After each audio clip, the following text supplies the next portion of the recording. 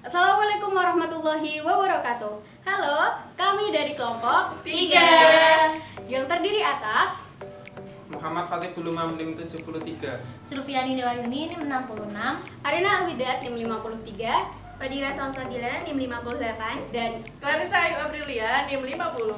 kami akan melakukan praktikum tentang pengaruh MSG terhadap pertumbuhan tanaman dan difusi potensial osmotik dan potensial air pada jaringan tumbuhan. Perhatikan ya, stay tune terus. Yang pertama, kita akan membahas mengenai pengaruh pemberian MSG atau monosodium glutamat terhadap pertumbuhan cabai rawit. Pendahuluan. Cabai rawit atau Capsicum frutescens L merupakan salah satu jenis tanaman hortikultura yang biasanya dibudidayakan secara komersial. Cabai rawit ini memiliki kandungan gizi yang lengkap dan juga memiliki nilai ekonomis yang tinggi, serta banyak digunakan untuk konsumsi rumah tangga maupun keperluan industri makanan. MSG atau monosodium glutamat atau juga sering disebut dengan micin terdiri dari 78% glutamat, 12% natrium, dan 10% air. Senyawa MSG ini dapat larut di dalam air. Kandungan kimia berperan untuk menyuburkan tanaman. Tanpa natrium, tanaman tidak dapat meningkatkan kandungan air pada jaringan daun. Selain kandungan natrium, MSG juga mengandung asam amino. Tujuan dari praktikum ini adalah untuk mengetahui pengaruh MSG terhadap pertumbuhan tanaman cabai rawit atau Capsicum frutescens L. Alat dan juga bahan yang digunakan adalah bibit cabai rawit, gelas plastik, MSG dan juga sendok, gelas ukur, tanah, dan juga penggaris. Langkah kerja yang dilakukan yaitu yang pertama, persiapan bibit cabai rawit.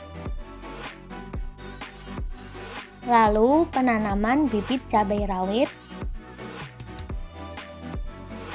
Pemberian MSG ke cabai rawit.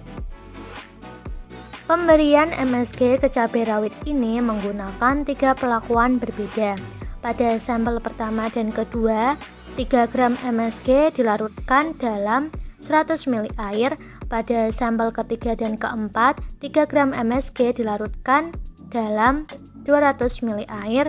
Dan pada sampel 5-6, 3 gram MSG dilarutkan dalam 300 ml air. Selanjutnya, pengamatan pertumbuhan cabai rawit. Pengamatan ini dilakukan setiap 3 hari sekali yang dimulai dari tanggal 19, 21, tanggal 23, 25, dan juga 27.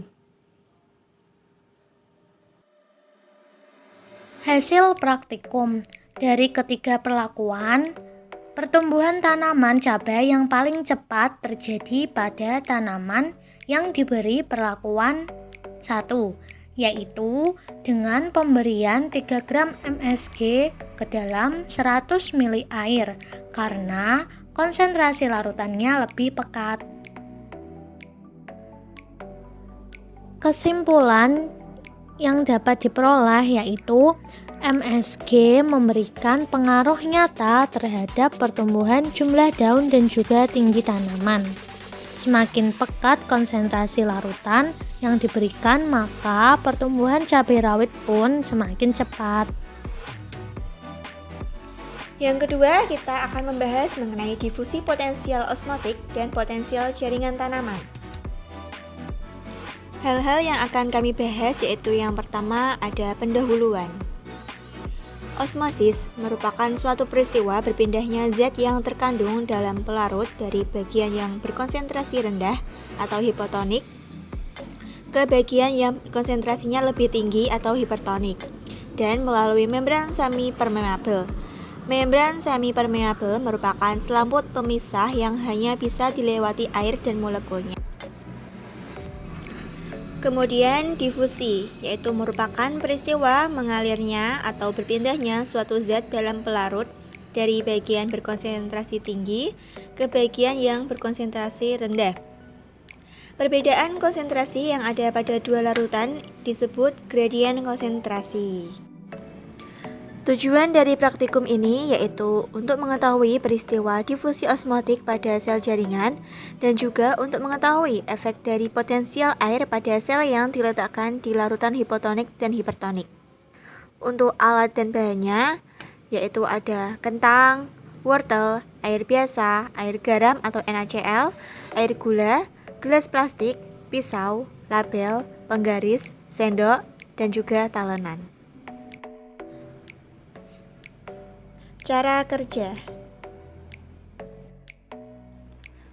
Pertama, potong dahulu wortel menjadi bentuk kotak atau dadu.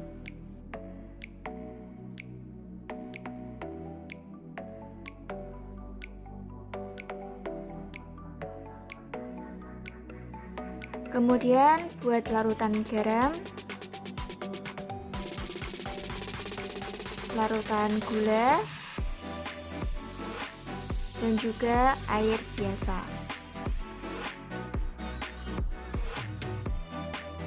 Kemudian masukkan wortel ke masing-masing larutan, tunggu sampai beberapa menit, dan setelah itu cek kondisi dari wortel pada masing-masing larutan.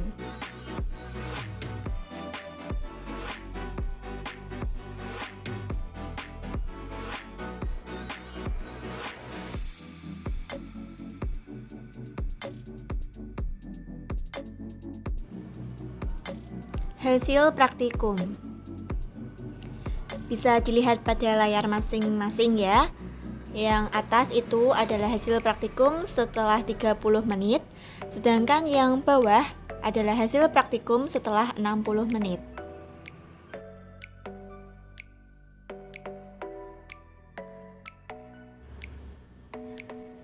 Cara kerja.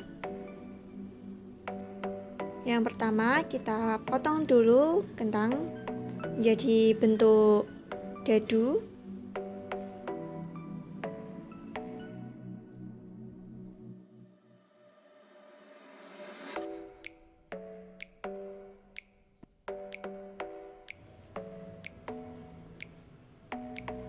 Kemudian kita menyiapkan larutan, yaitu ada larutan gula, larutan garam, dan air biasa. Kemudian masukkan masing-masing kentang ke dalam larutan tersebut. Setelah kita tunggu selama 30 menit, kemudian ambil kentang dari larutan tersebut. Untuk yang air biasa, dia teksturnya masih keras. Kemudian yang garam, dia agak lunak, dan yang gula dia masih keras. Nah, untuk ukurannya ini ya bisa jadi perbandingan ya. Yang air biasa dia lebih besar daripada yang air garam. Kemudian yang air gula juga. Jadi yang air garam dia mengalami penyusutan, ukurannya menjadi mengecil dari keadaan sebelumnya.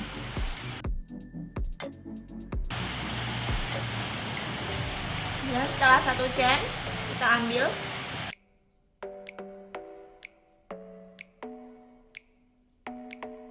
Nah, dari ukurannya terlihat ya, yang garam dia semakin mengecil. Kalau dari urutannya, yang air air biasa, ukurannya lebih besar.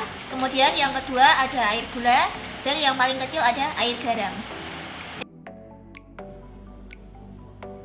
Hasil praktikum. Pada tabel yang atas adalah hasil setelah 30 menit perendaman, sedangkan yang tabel bawah setelah 60 menit perendaman.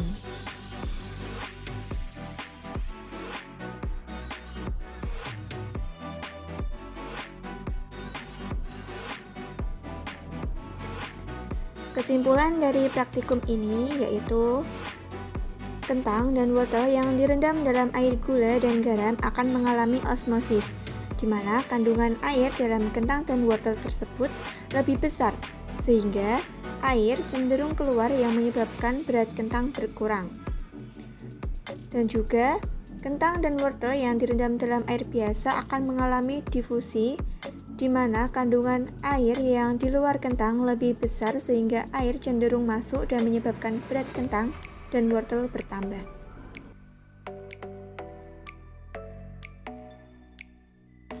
Terima kasih telah menonton video kami. Mohon maaf jika ada kesalahan. Sampai jumpa. Wassalamualaikum.